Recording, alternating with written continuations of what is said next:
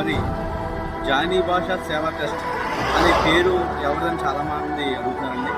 Johnny భాష అంటే మా సొంత అన్నయ్య గారు, ఆయన కాలం చేయడం జరిగింది.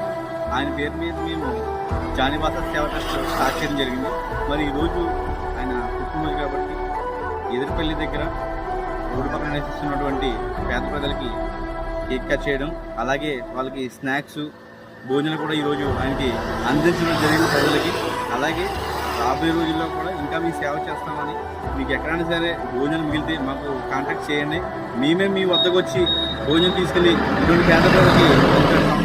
అలాగే ప్రతి శుక్రవారం కూడా జానీ భాషా సేవ ట్రస్ట్లో అన్నదానం చేయడం జరుగుతుందండి. మీరు కూడా ప్రతి ఒక్కరు కూడా ఎక్కడ మిగిలితే మాకు స్పందించండి.